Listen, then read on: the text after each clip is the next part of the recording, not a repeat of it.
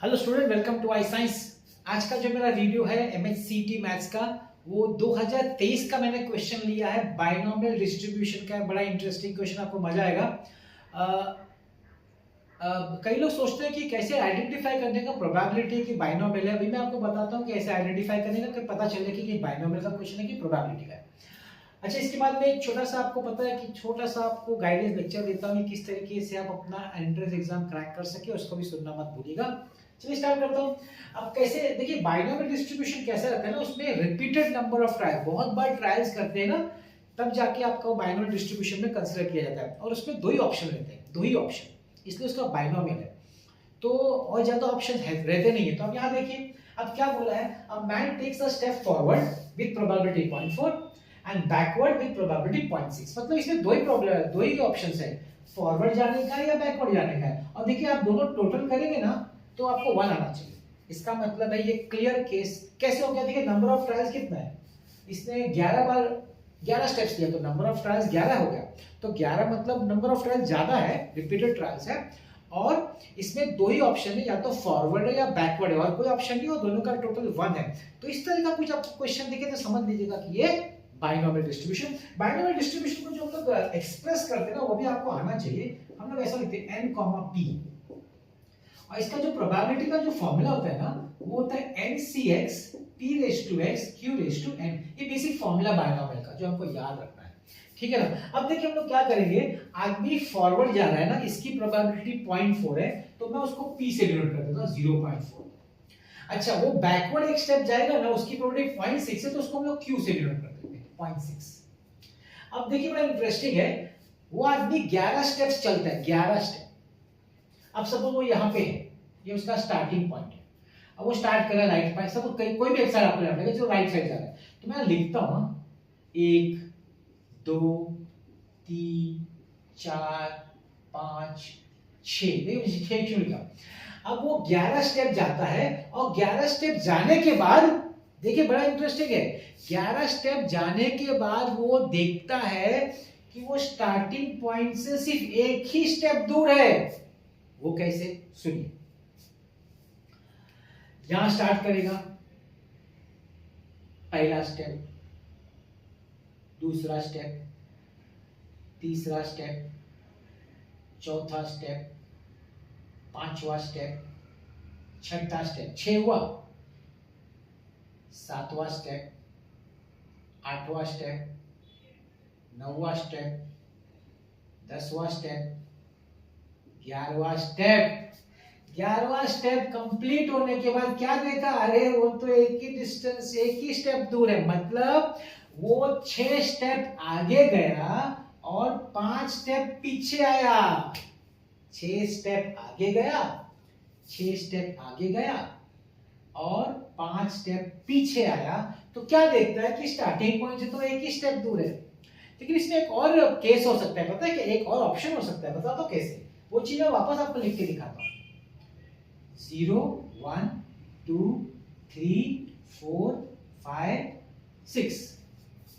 अभी 6 की जरूरत है, फिर भी दिखाता हूं। चलिए देखिए, एक step, second step, third step, fourth step, fifth step, 6 step, वापस आ बैकवर्ड आ रहा, 7 step, 8 step, 9 step, 10 step, suppose इधर है इस जगह 11 स्टेप।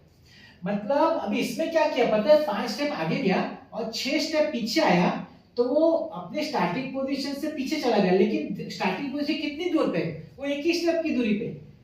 तो ये केस में वो एक स्टेप दूरी राइट पे है, और ये केस में एक स्टेप दूरी लेफ्ट पे है।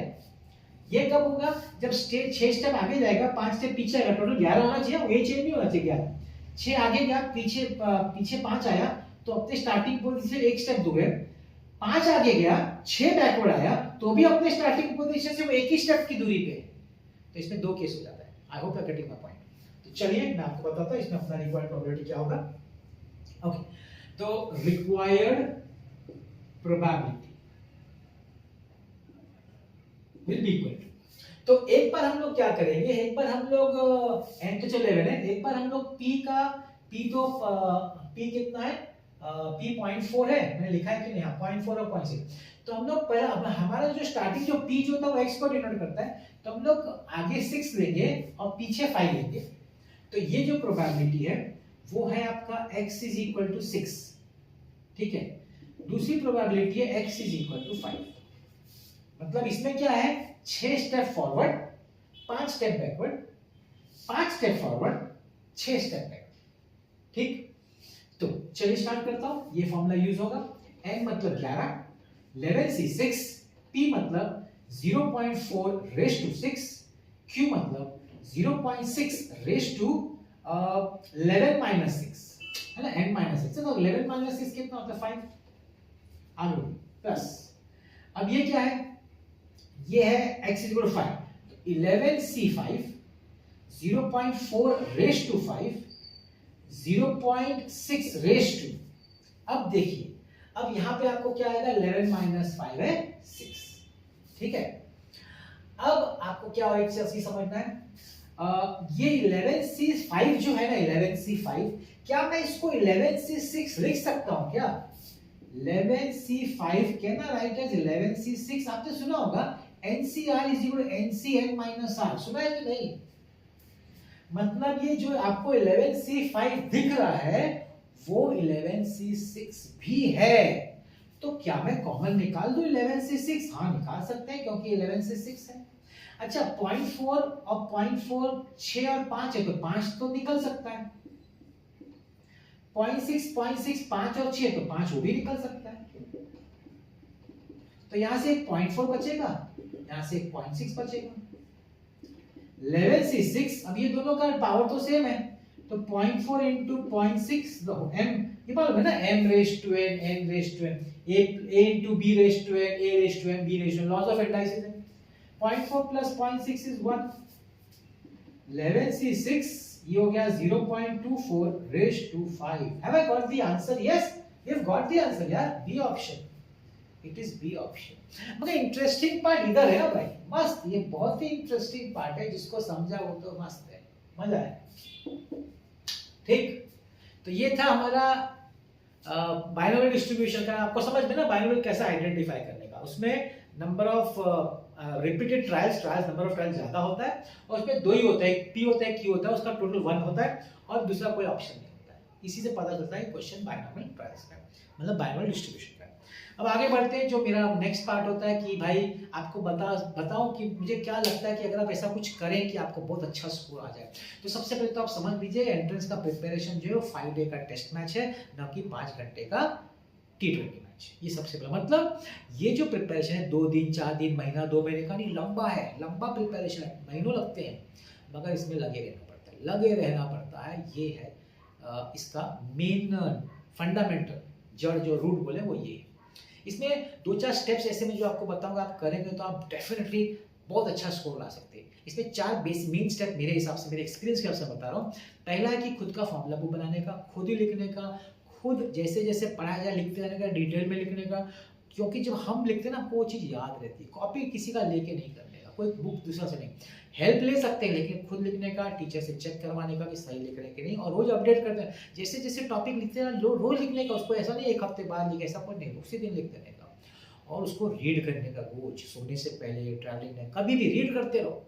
और सिर्फ उस दिन का नहीं, स्टार्टिंग से जो आप लिखते आ रहे सब रीड करने का, रोज स्टार्टिंग से रीड करने का, याद रखिएगा। हाँ आपको मैं फायदा बताता हूँ, आप जानते हैं जब आपका पूरा हो जाएगा ना, आप जिस दिन आपका एग्जाम आने वाला होगा ना, एक दिन पहले आपने रोज रीड किया होगा, तो रोज रीड करने वालों का एक दिन पहले का मान लो क्या स्टेटस होगा, 50% मार्क्स उनका फिक्स हो गया होगा, बिना कुछ करे 50% फिक्स है, just because of that formula, by reading that formula, याद रखिएगा।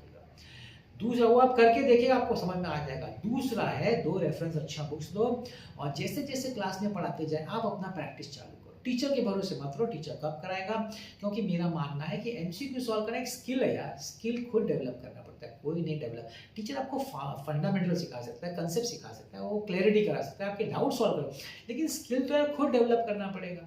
अब वो वही बात है ना, तुरंत नहीं डेवलप होगा। प्रॉब्लम ये है कि उसमें टाइम लगता है। वो 5 दिन का टेस्ट मैच है, 5 घंटे का T20 नहीं, और हम लोग को पेशेंस नहीं है, हम लोग हो नहीं रहा है। होएगा यार, लगे रहो, लगे रहो। नहीं हो रहा है लगे रहो, डिफिकल्टी आएगा चलेगा, टाइम लगता है चलेगा, नहीं आता है तो फिर भी तो डाउट पूछो टीचर से, समझने की कोशिश करो क्यों नहीं आया मुझसे। पेशेंस चाहिए, इसमें लंबा चलने वाला है।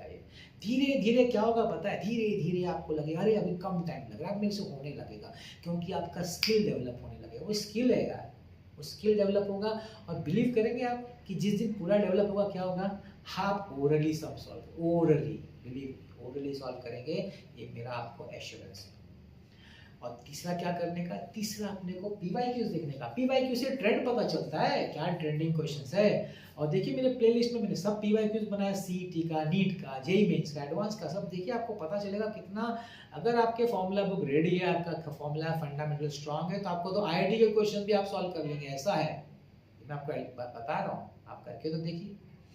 और दूसरा, जब भी आप देखें, देखने का, सॉल्व नहीं करने का पीवाईक्यू, देखने का और समझने का, हो गया। और चौथा सबसे इंपॉर्टेंट, टेस्ट होना चाहिए हर हफ्ते भाई। टेस्ट होना चाहिए, भी दो तरह का टेस्ट। एक कौन सा होना चाहिए पता है, उस हफ्ते जो भी आपने प्रैक्टिस किया ना पीसीएम में, उसका एक टेस्ट होना चाहिए, पीसीएम का कंबाइंड टेस्ट। और दूसरा, स्टार्टिंग से लेके अभी तक आपने जितना किया उसका एक टेस्ट, स्टार्टिंग से लेके, क्यों अपन भूलना नहीं चाहिए ना, जो पहले क्या भूल गए तो उसका भी टेस्ट चलना चाहिए। क्लासेस वाले लेते तो ठीक है, नहीं तो आजकल बड़े बड़े क्लास का ऐप होता है, उसमें आप अपना कस्टमाइज टेस्ट खुद लीजिए, खुद अपने आप का टेस्ट लीजिए। अगर वैसा भी ऑप्शन नहीं है तो आजकल ऑनलाइन मिलता भी है, परचेज भी कर सकते हैं, लेकिन जरा फ्रॉड से बचने का। नहीं तो ऑनलाइन भी लीजिए, बहुत महंगा नहीं होता है, कॉस्ट इतना सस्ते में हो जाता है, तो परचेज करने का, खुद अपने को टेस्ट करते रहने का। बस ये करिए, 4 चीज़ करिए। आपको कोई जरूरत नहीं करने की, टीचर का सिर्फ डाउट सॉल्विंग हेल्प इसमें लेने का, आगे खुद करने का, आप सब आपको ही करना है भाई, कोई नहीं करेगा आपका, ये काम आप ही का है। आपको किसी की भी बात में जरूरत नहीं पड़ेगी, मैं बता रहा हूँ ना आपको। आप स्टार्ट तो करिए, मगर एक चीज़ याद रखिएगा, लंबा जाएगा, 5 दिन का टेस्ट मैच है, 5 घंटे का T20 नहीं है। ठीक है, मिलते हैं अगले वीडियो में। आज का वीडियो आपने मुझे देखा, इसके लिए बहुत बहुत धन्यवाद।